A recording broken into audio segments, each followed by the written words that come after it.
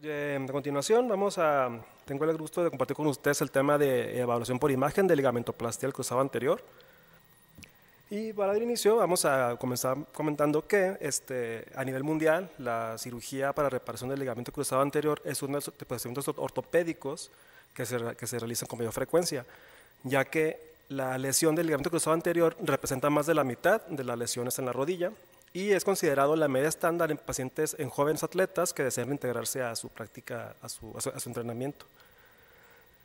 Y bueno, ¿qué objetivos tiene esta cirugía? Pues principalmente restaurar la estabilidad de la rodilla y con esto prevenir lesiones meniscales y por consiguiente prevenir también la presentación de osteoartrosis precoz o secundaria. Sin embargo, esta cirugía puede presentar fracaso, puede fracasar y se define como un fracaso del injerto en aproximadamente 6 a 12% de los casos. Hablamos de un fracaso temprano cuando este fracaso se observa dentro del primer año posquirúrgico y un fracaso tardío cuando ocurre después del primer año. Y es entonces cuando tendremos alguna sintomatología con un paciente con sospecha de fracaso del injerto, cuando es necesario realizar una evaluación por imagen para determinar la fuente de los síntomas y también para determinar la etiología de dicho fracaso. Bueno, pues las modalidades de imagen con las que contamos para evaluar esta cirugía son la radiografía convencional, la resonancia magnética y la tomografía computarizada. Bueno, la radiografía convencional es la modalidad, se recomienda que sea la modalidad inicial y esta nos va a ayudar a evaluar, a hacer una evaluación general y también para identificar fracturas y también para evaluar de manera general los dispositivos de fijación.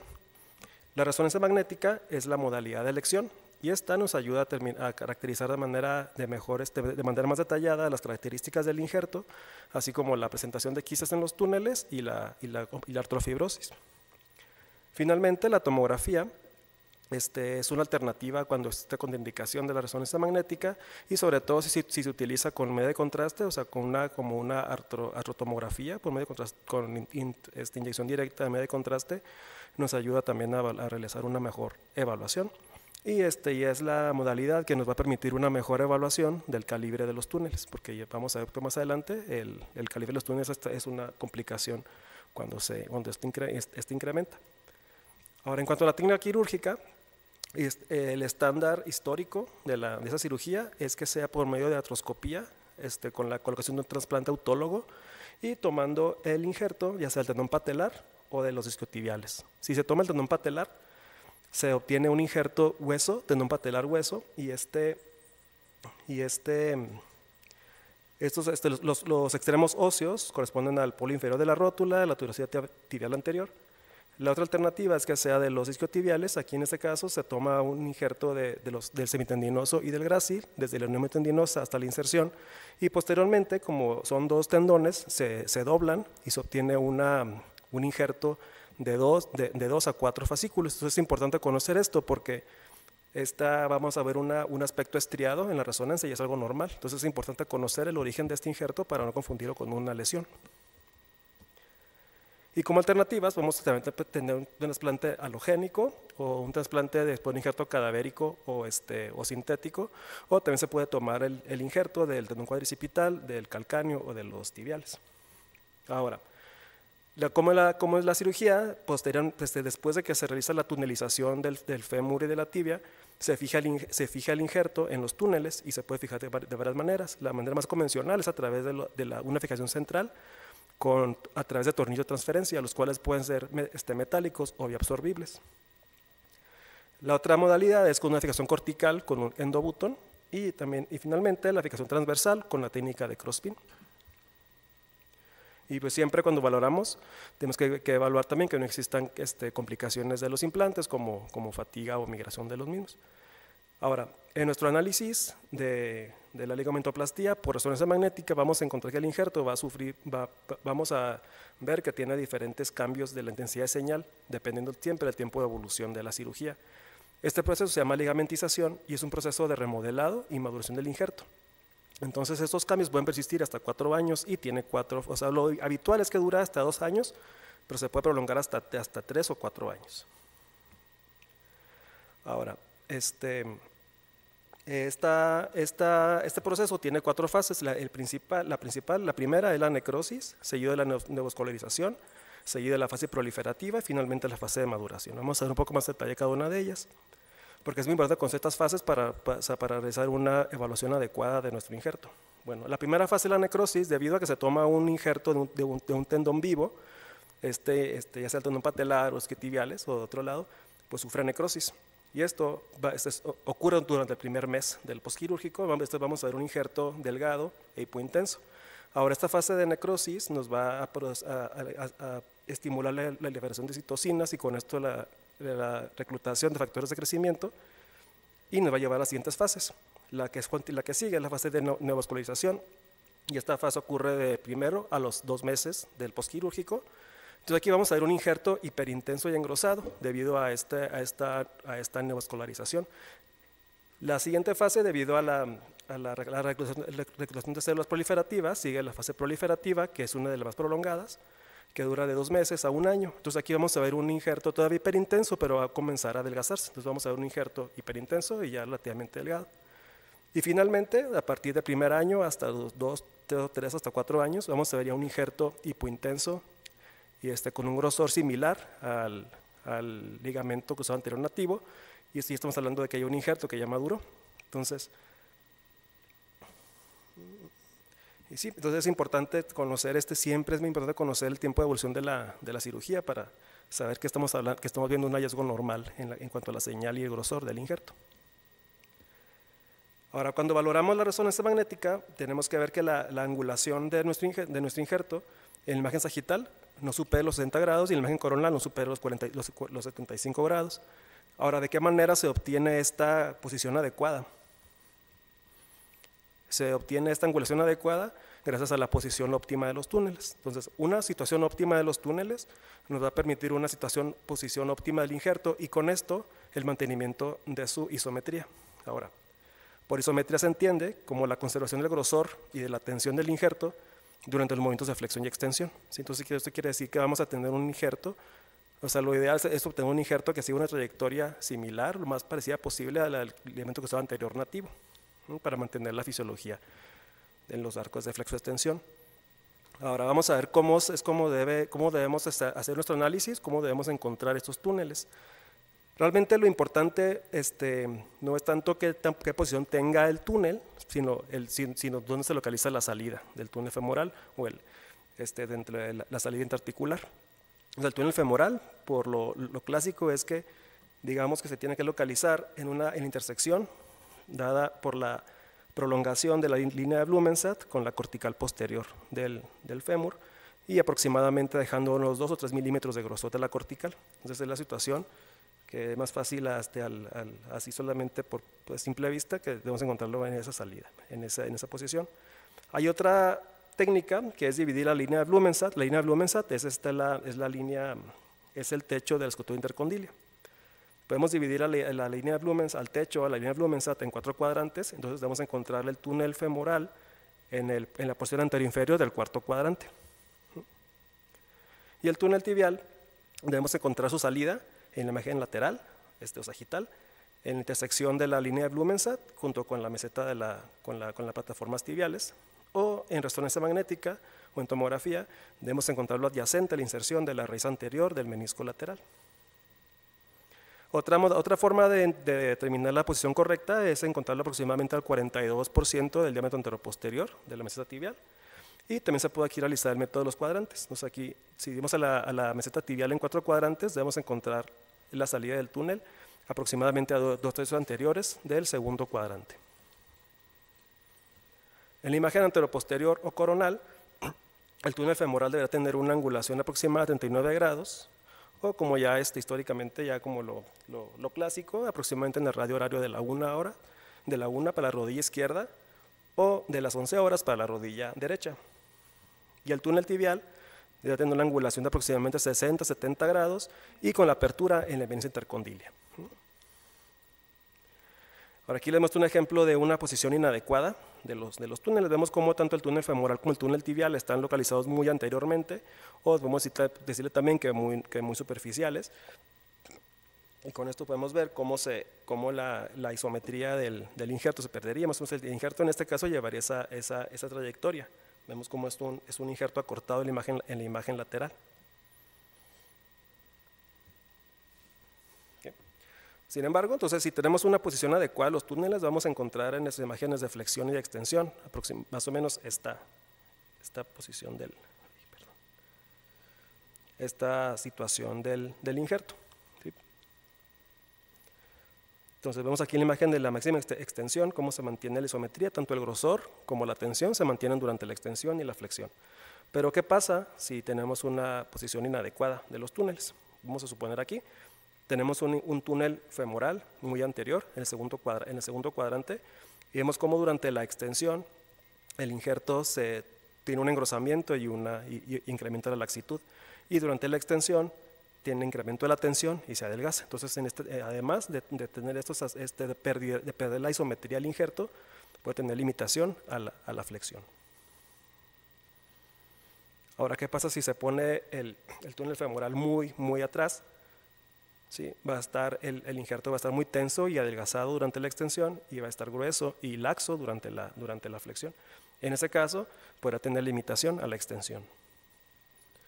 Ahora, ¿qué pasa cuando encontramos un túnel tibial en mala posición? Sí, ejemplo, aquí lo encontramos muy anterior, el túnel tibial. Aquí lo que pasa, la isometría se puede mantener, sin embargo, lo que puede pasar aquí es que durante los movimientos de flexo-extensión, este injerto contacta el techo del surco intercondilio y se presenta un pinzamiento. Y esto posteriormente le puede llevar a una rotura. Y de esta manera damos entrada ahora a hablar de las complicaciones que debemos encontrar, que debemos buscar en el análisis de la ligamentoplastia del costado anterior. Como mencionaba, el pinzamiento es una de las más frecuentes que se suele dar principalmente por la posición muy anterior del túnel tibial. Aquí podemos ver en esta imagen de resonancia cómo el injerto está moldeado y está comprimido por el techo del surco intercondilio y la eminencia intercondilia también de la tibia. Sin embargo, hay otras causas, no es la única causa de pinzamiento. Otra puede ser que el túnel tibial esté localizado muy lateralmente, o también puede estar dado directamente por la presencia del contacto directo por osteofitos internos, por un surco intercondilio estrecho y también por la protrusión de los tornillos de transferencia, que es uno de los dispositivos de fijación. Aquí en este ejemplo les traigo, fíjense, en esta imagen sagital vemos aquí una pequeña prominencia, vemos aquí un pequeño osteofito en el surco intercondilio.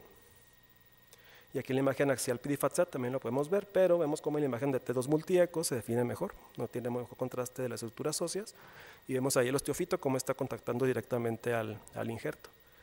En estos pacientes se pueden beneficiar por una cirugía que se llama muescaplastía o notchplasty, en las que consiste en una osteotomía de aproximadamente 2 o 3 milímetros del margen lateral del techo del surco intercondilio, y esto va a incrementar la amplitud del surco, y con eso se va a liberar el paso del injerto. ¿Sí? Y se va a corregir el pinzamiento. Otras complicaciones más frecuentes son la rotura del injerto. Entonces, en la rotura del injerto podemos encontrar signos primarios y signos secundarios. Los signos primarios es cuando vemos directamente la continuidad del injerto, esa parcial o completa. O también se puede manifestar como un adelgazamiento del injerto o como un incremento en la intensidad de señal de sus fibras o con laxitud de las mismas. Y los signos secundarios son los mismos que encontramos cuando hay una rotura del cruzado anterior, que es una tracción tibial anterior o el edema óseo medular por mecanismo de pivote. Recordamos que el patrón del mecanismo de pivote es el edema medular en el margen anterolateral del cóndilo femoral externo y en la porción posterior de la meseta tibial externa, ¿sí? por una rotación forzada. Aquí le muestro un par de ejemplos. Aquí vemos un injerto engrosado, hiperintenso y sobre todo con una interrupción aquí una desorganización de las fibras por una rotura. Aquí vemos el ejemplo de una rotura de un injerto de los isquiotibiales. Vemos aquí como una de las bandas se rompió, mientras que la posterior está íntegra. Vemos como la anterior se rompió y se trasladó hacia la porción anterior.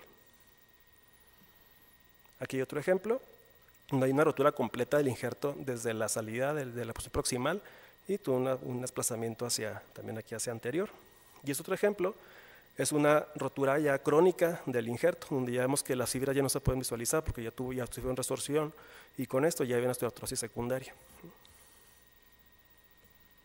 Bueno, el injerto no solamente se puede romper en la posición intraarticular, también se puede romper dentro de los túneles, como en este caso. Aquí tenemos una rotura parcial del injerto dentro del túnel femoral.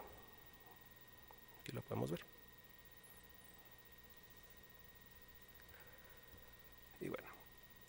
Otras complicaciones que debemos buscar es la presencia de artrofibrosis. La artrofibrosis puede ser focal o difusa, entonces se define como un tejido fibrocicatricial que se encuentra por lo menos en un compartimento.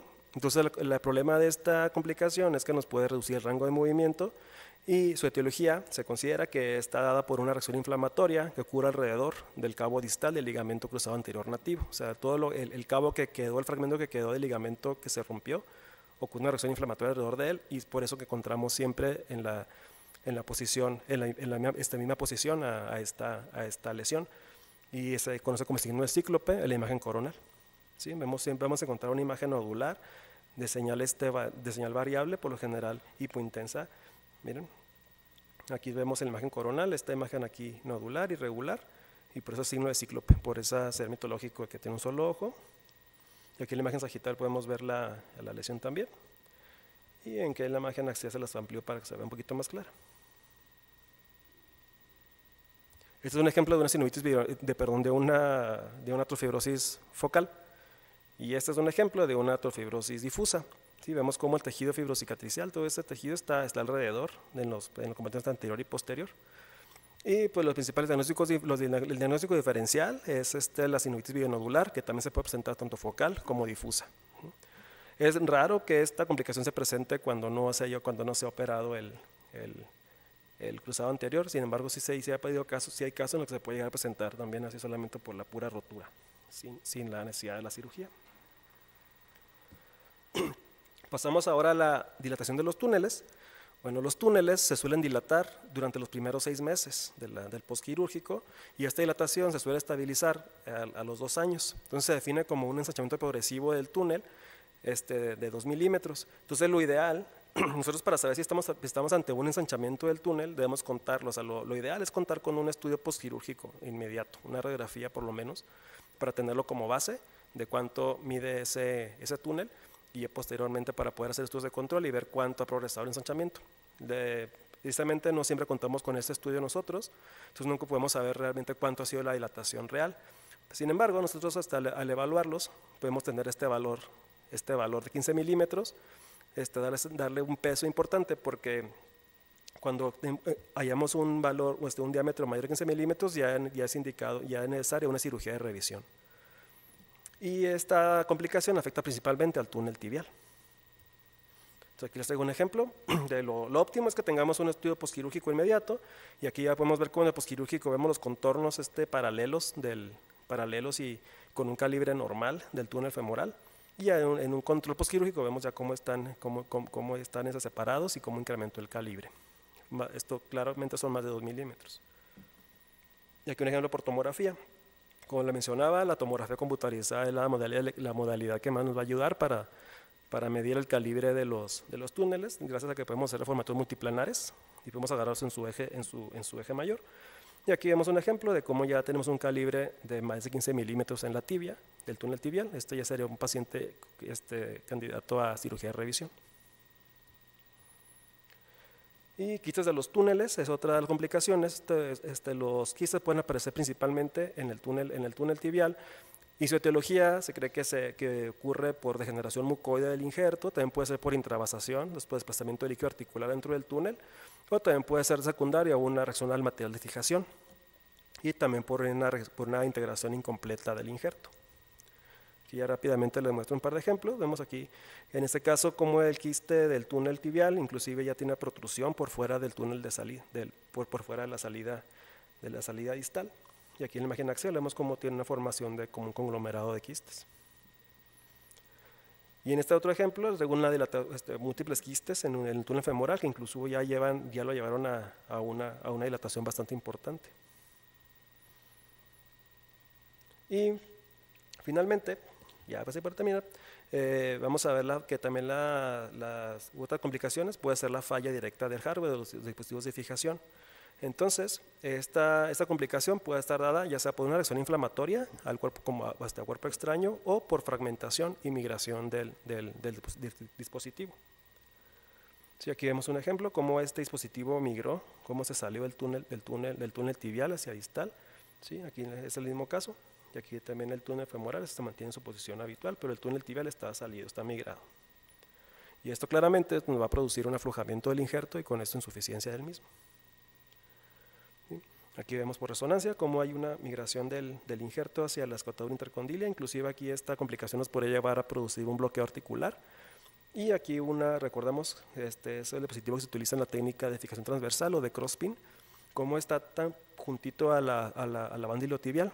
Y esto es lo que nos lleva a la última complicación, que es el síndrome de fricción del banda iliotibial. Cuando encontramos un dispositivo de fijación en contacto directo con la banda, el roce constante nos va a llevar a este síndrome de fricción.